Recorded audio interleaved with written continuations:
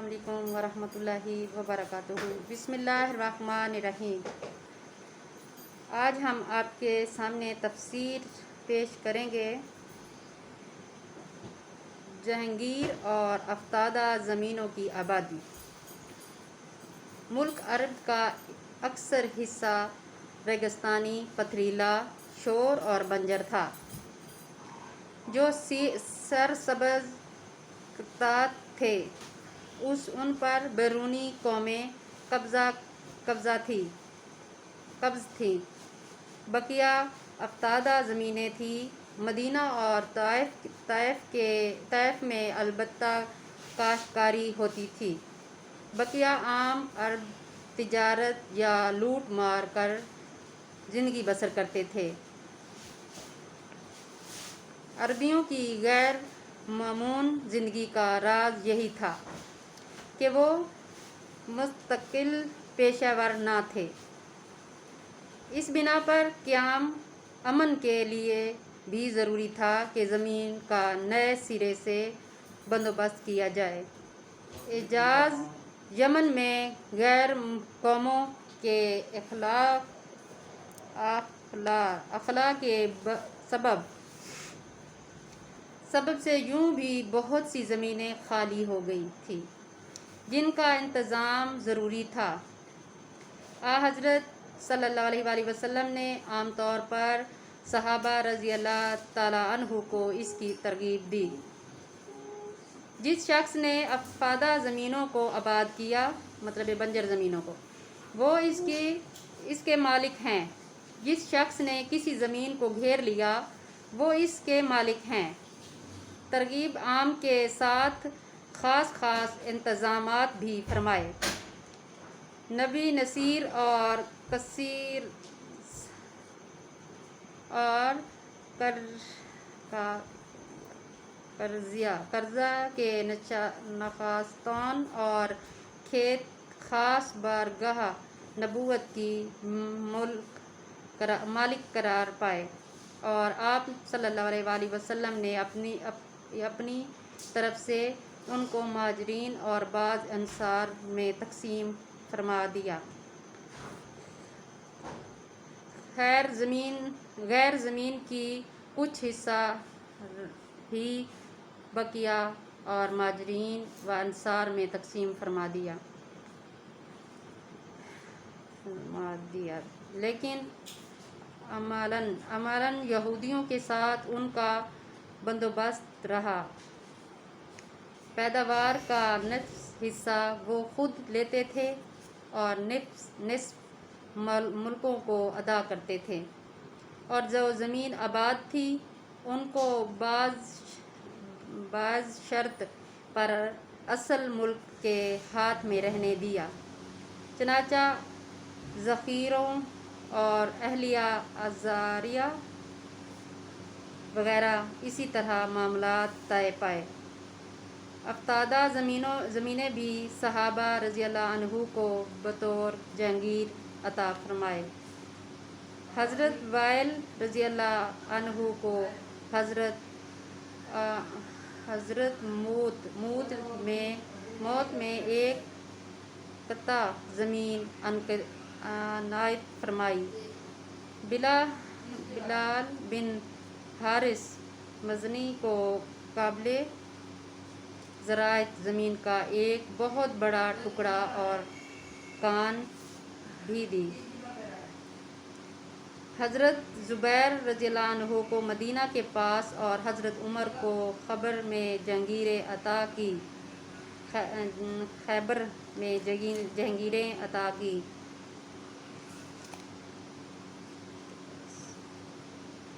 کے پاس زمین عنایت کی۔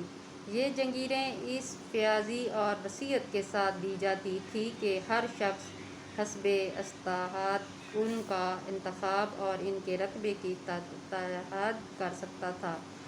ایک بار آپ صلی اللہ علیہ وآلہ وسلم نے حضرت زبیر کو حکم دیا کہ جہاں تک ان کا گھوڑا دوڑ سکے وہاں زمین اس کی جہانگیر ہے۔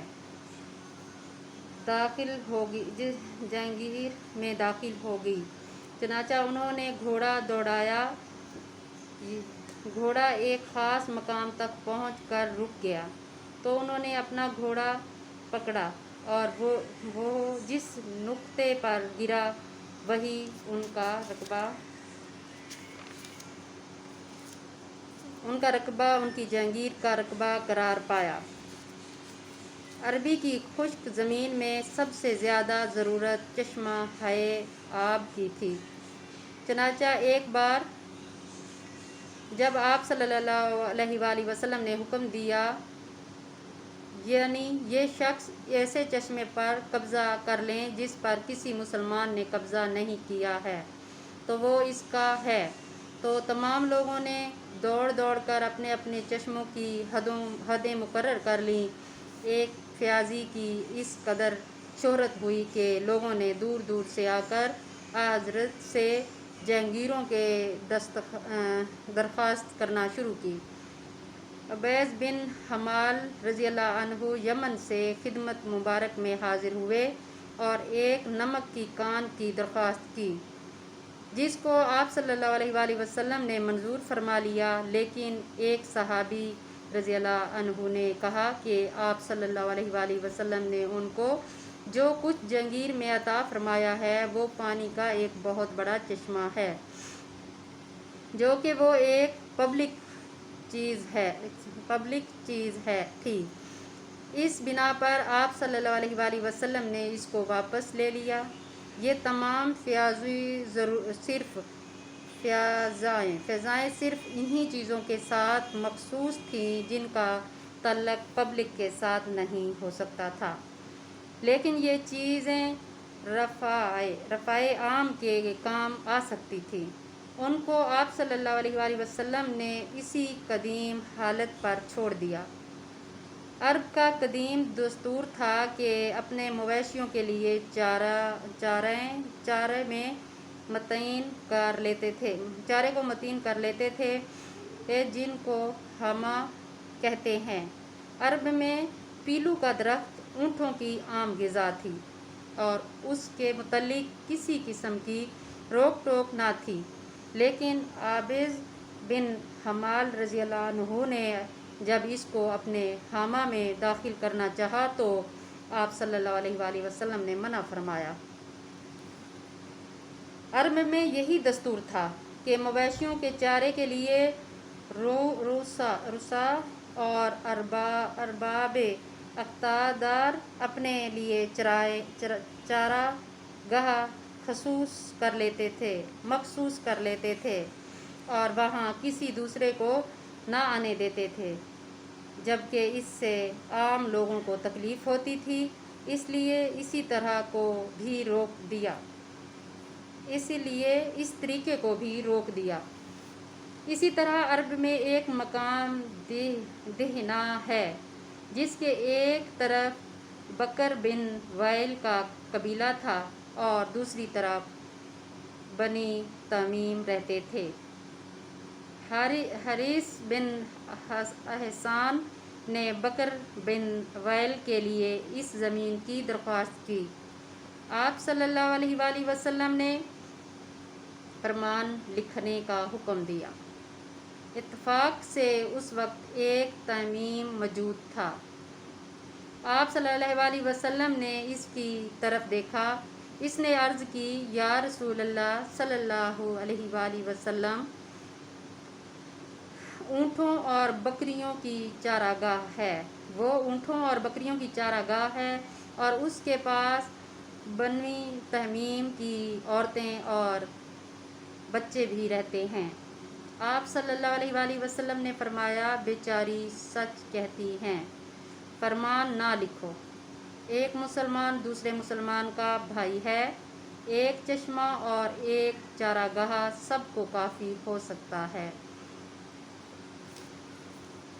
وہ اس میں لکھا ہوا ہے نا قرآن پاک میں کہ ایک روٹی 5 بندوں کے لیے کافی ہے، تو وہ کیسے ہے کہ مل جل کے کھانے سے۔ اگر آپ ایک ساتھ کھائیں گے ایک روٹی کو تو ہم 5 بندے بھی کھا سکتے ہیں، اگر ہم علیحدہ علیحدہ لیں گے تو پھر تو 5 ہی چلیں گی، کیونکہ ایک ایک روٹی بھی اگر لیں گے تو اسی لیے علیحدہ جو ہوتا ہے وہ پھر ایک کا قبضہ ہو جاتا ہے، تو جو ساری دنیا اس سے پیے ثواب بھی اسی میں ہے اور صدقہ جاریہ بھی اسی میں ہے. تو کوئی بھی کام کرو تو مل جل کے کرو، اس میں زیادہ بہتر ہے. اللہ حافظ. مجھے تفسیر اتنی پڑھنی نہیں آتی اور مجھے بہت مشکل ہوئی پڑھنے میں، اور کوشش کرنا، لائک کرنا، شیئر کرنا. اللہ حافظ.